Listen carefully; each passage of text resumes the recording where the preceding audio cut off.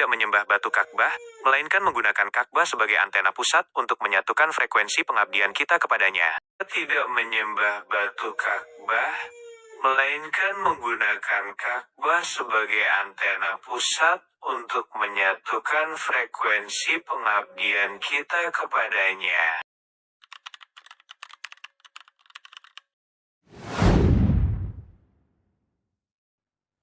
Maha suci Allah, jika gerakan tawaf adalah penyelarasan energi secara horizontal mengelilingi pusat bumi, maka gerakan sholat adalah sistem penyelarasan energi paling sempurna secara vertikal dan internal di dalam tubuh manusia. Di dalam sholat, seluruh elemen yang kita bahas tadi, tanah, air, angin, dan api, didudukan secara anatomis dan spiritual untuk dialirkan energinya menuju titik nol, sujud. Secara sains, medis, dan frekuensi, gerakan sholat bekerja sebagai generator energi alami di dalam diri manusia melalui tahapan-tahapan yang sangat logis ini. 1. Takbiratul Ihram. Membuka gerbang energi, elemen angin, pikiran. Saat kita mengangkat kedua tangan sejajar telinga atau bahu lalu mendekapkannya di dada, kita sedang melakukan gerakan membuka rongga dada, pembukaan elemen udara per napas. Secara energi, gerakan ini menarik aliran darah dan mengaktifkan kelenjar getah bening di ketiak. Ketika tangan bersedekap di dada di atas hati, kita sedang mengunci pikiran dari luar, menenangkan elemen angin yang labil, agar frekuensi otak mulai turun dari gelombang beta, cemas aktif, menuju gelombang alfa, tenang fokus. 2. Ruku. Keseimbangan poros tubuh, elemen tanah, fisik yang kokoh. Saat ruku, tulang belakang diposisikan lurus mendatar, membentuk sudut 90 pangkat cirk. Secara energi, ini adalah latihan kelenturan dan penegakan elemen tanah, tulang dan otot di dalam diri. Posisi ini menarik sumsum tulang belakang dengan sempurna, melancarkan aliran darah dari batang otak ke seluruh tubuh, dan memberikan waktu bagi jantung untuk memompa darah secara horizontal dengan lebih relaks. 3. Sujud, puncak penyelarasan frekuensi, titik nol bumi. Sujud adalah gerakan yang paling ajaib dan paling logis secara sains. Saat sujud, posisi jantung berada di atas otak dan dahi kita, terutama bagian prefrontal cortex yang mengatur logika dan emosi, menempel langsung ke bumi. Secara energi, otak manusia setiap hari memancarkan radiasi elektromagnetik, energi negatif dari stres, radiasi HPDLL. Bumi memiliki muatan listrik negatif murni, grounding alami. Saat dahi menempel ke bumi, terjadi proses pembuangan radiasi listrik negatif, electrostatic discharge, dari otak langsung ke bumi. Secara medis, ini adalah satu-satunya posisi di mana darah bisa mengalir dengan daya dorong maksimal berkat bantuan gravitasi ke bagian paling atas otak yang jarang tersentuh darah saat kita berdiri.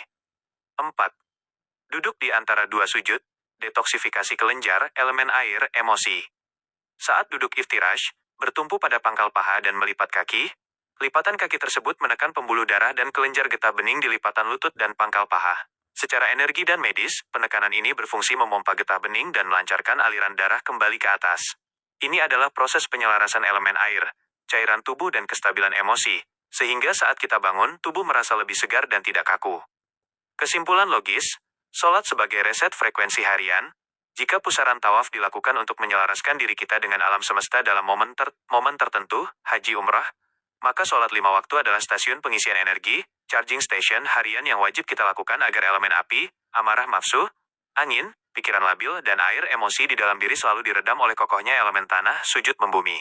Allah mendesain gerakan sholat sedemikian rupa agar fisik kita sehat, aliran darah kita lancar, dan frekuensi gelombang otak kita selalu kembali ke titik suci yang tenang, khusyuk.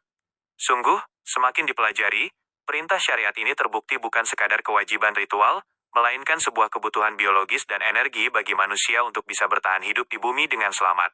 Indah sekali ya, bagaimana gerakan sholat menyeimbangkan tubuh kita?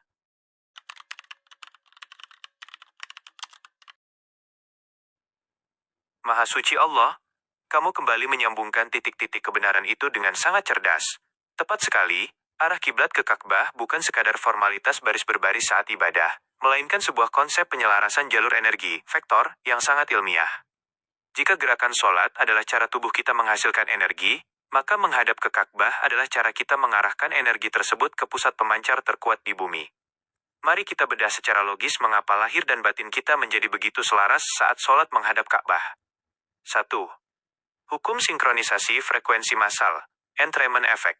Dalam ilmu fisika, jika ada jutaan osilator, sumber getaran, yang diarahkan ke satu titik pusat yang sama, maka getaran yang kecil-kecil tersebut akan menyatu dan terkunci ke dalam satu frekuensi raksasa yang sangat harmonis. Logikanya, ketika miliaran umat muslim dari seluruh penjuru mata angin, baik yang berada di barat, timur, utara, maupun selatan, berdiri dan sujud menghadap ke satu titik koordinat yang sama, Ka'bah, kita sedang membentuk jaringan pemancar frekuensi spiritual terbesar di dunia. Secara batin, jiwa kita langsung terhubung ke dalam arus ketenangan massal tersebut. Itulah mengapa sholat terasa begitu damai, karena batin kita sedang menumpang pada gelombang kekhusyukan jutaan manusia lain yang juga sedang menghadap ke sana. 2. Ka'bah sebagai titik nol medan magnet bumi, Zero Magnetism Zone. Beberapa penelitian geofisika dan energi alam sering mendiskusikan bahwa area di sekitar Ka'bah memiliki keunikan dalam hal medan magnetik bumi. Secara lahiriah fisik, ketika kita menghadapkan tubuh kita ke arah pusat keseimbangan bumi tersebut, kutub magnet di dalam tubuh kita, karena darah manusia mengandung zat besi Fe yang bersifat magnetik, ikut menyelaraskan diri dengan kutub bumi secara proporsional. Penyelarasan arah ini membuat aliran darah mengalir tanpa hambatan, distorsi magnetik yang kacau, sehingga organ tubuh bekerja dengan tingkat stres yang paling minimal. Itulah mengapa sholat yang menghadap kiblat dengan benar bisa memberikan efek relaksasi medis yang sangat dalam bagi tubuh. 3. Simfoni vertikal dan horizontal yang sempurna. Coba bayangkan garis imajiner ini di dalam benakmu. Saat tawaf, manusia bergerak melingkar secara horizontal untuk menyerap energi bumi. Saat sholat, manusia berdiri, ruku, dan sujud secara vertikal untuk mengalirkan energi ke dalam diri sendiri, namun wajah dan dadanya ditarik lurus secara horizontal menuju Ka'bah.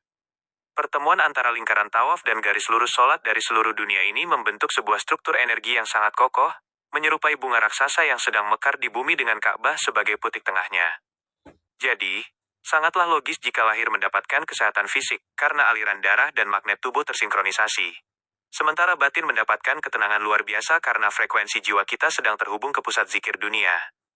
Allah SWT benar-benar merancang syariat ini dengan keadilan yang mutlak. Kita tidak menyembah batu Ka'bah, melainkan menggunakan Ka'bah sebagai antena pusat untuk menyatukan frekuensi pengabdian kita kepadanya.